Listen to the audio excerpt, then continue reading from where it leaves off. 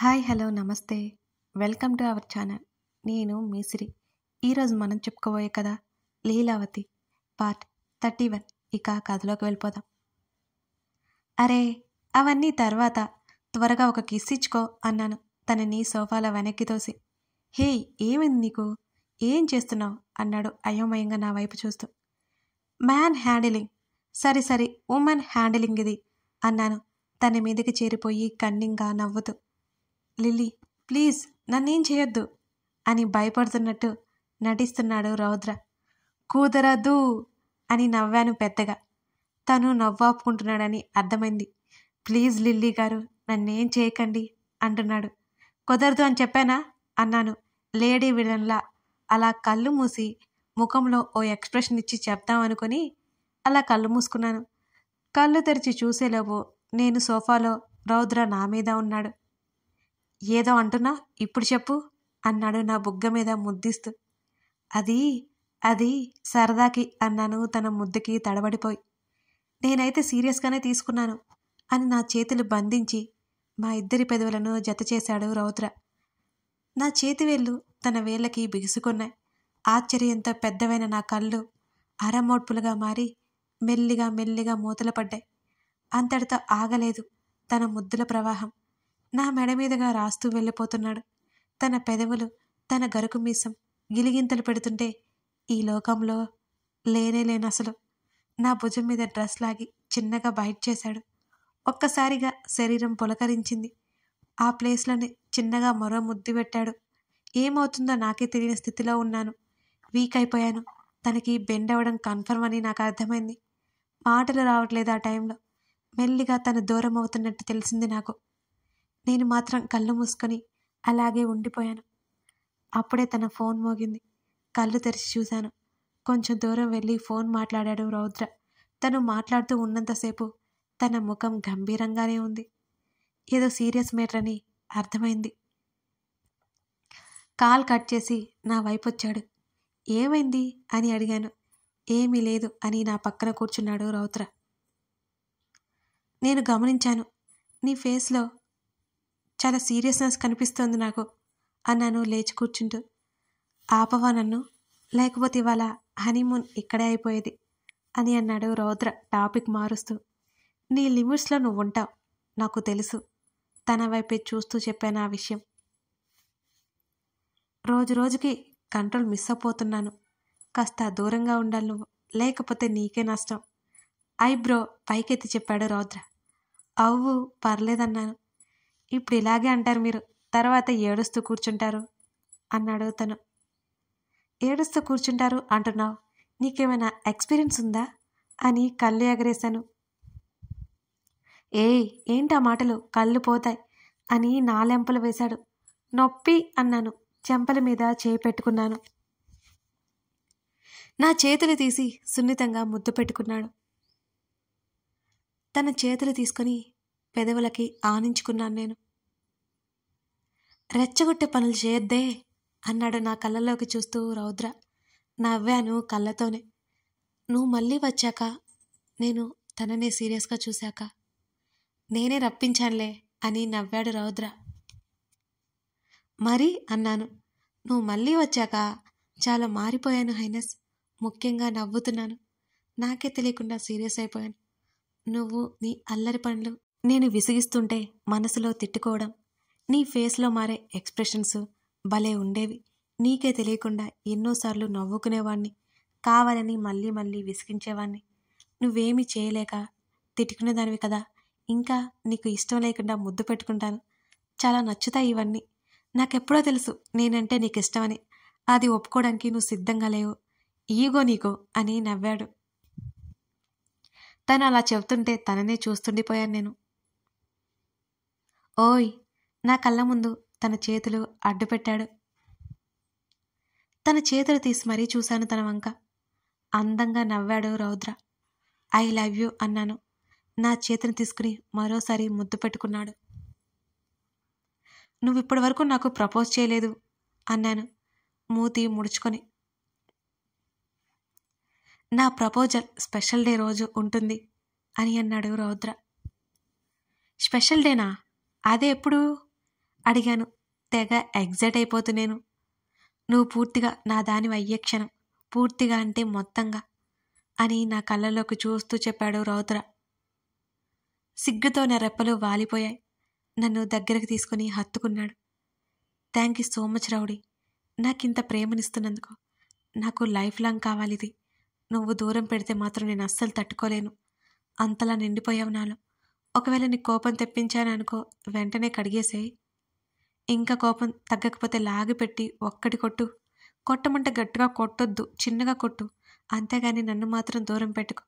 నీకు తెలియదు, నువ్వు మొన్న మీ ఇంటిలోనే ఉండిపో అన్నావు కదా, కాల్స్ లిఫ్ట్ చేయలేదు కదా. ఆ రోజు చాలా దిగులుగా అనిపించింది. నువ్వే నా లోకమైపోయావు. నేను అసలు అనుకోలేదు ఇంత ప్రేమ నా లైఫ్లోకి వస్తుందని. నీ ద్వారా వచ్చింది.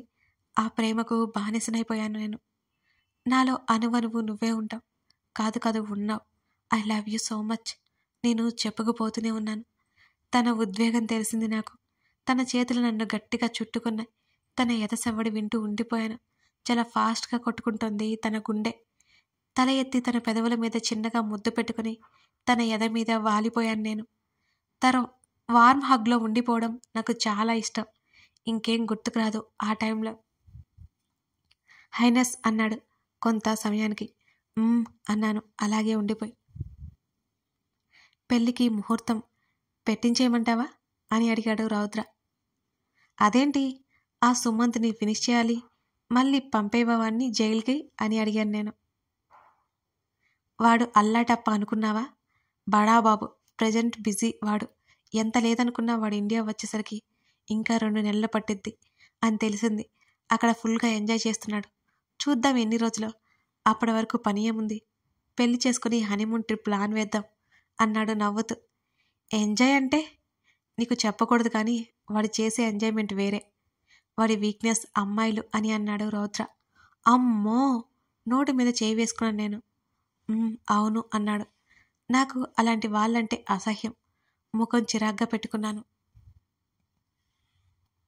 డబ్బు ఉంది, ఏదైనా చెయ్యొచ్చు అనుకుంటున్నాడు.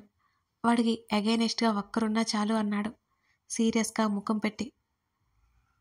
సరేలే, నువ్వు ఇక థింక్ చేయకు కొన్ని రోజులు అతని గురించి అన్నాను నేను. ఒకటి అడుగుతాను చెప్పు. ఏంటది?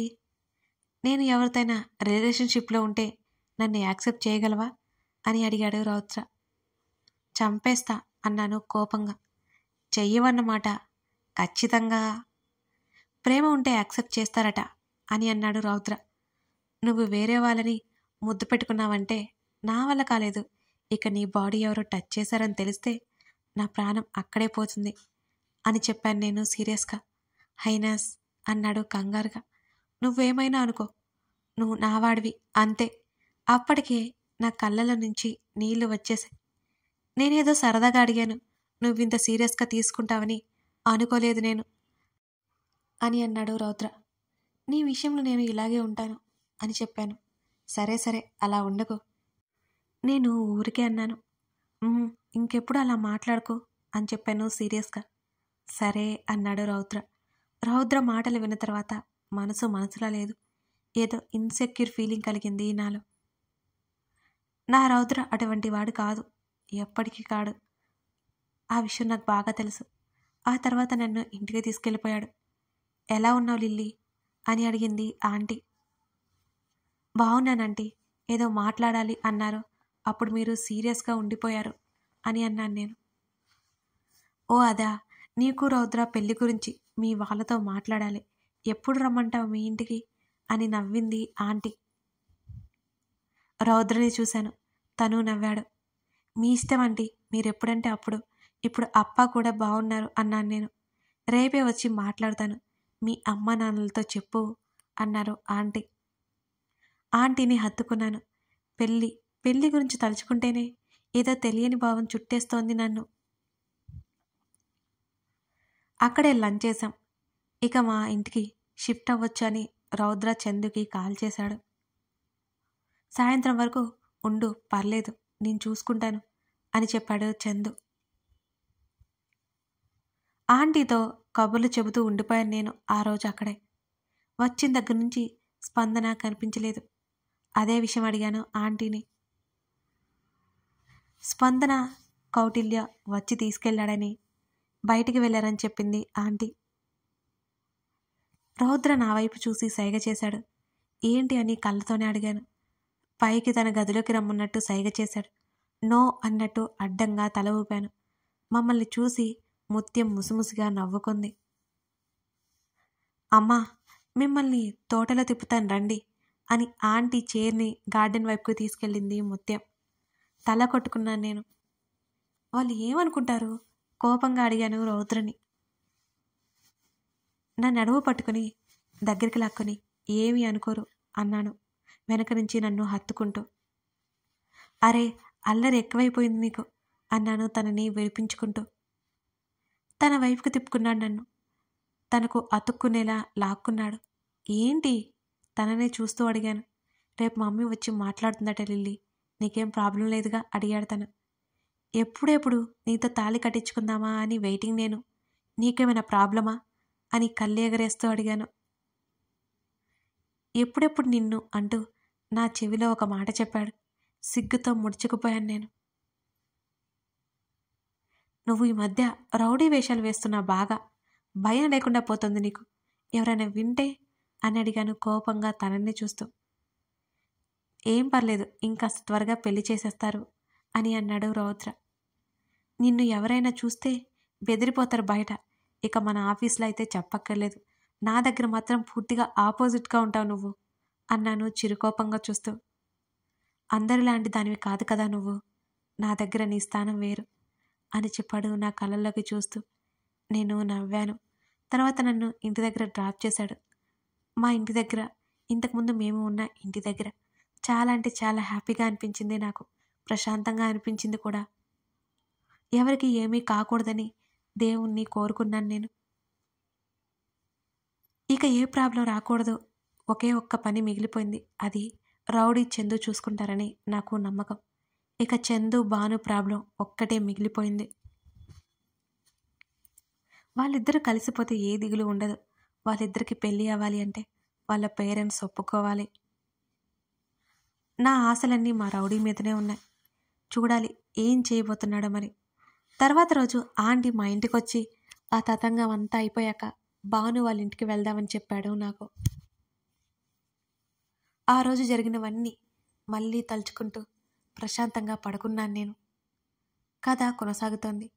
మొత్తానికి రౌద్ర, లిల్లీ పెళ్లిపీటలు ఎక్కబోతున్నారు త్వరలోనే. లిల్లీ, రౌద్ర రొమాంటిక్ హ్యాపీ మూమెంట్స్ కోసం వెయిట్ చేయండి. లైక్ చేయడం మర్చిపోకండి. సబ్స్క్రైబ్ చేసుకోండి. Thank you.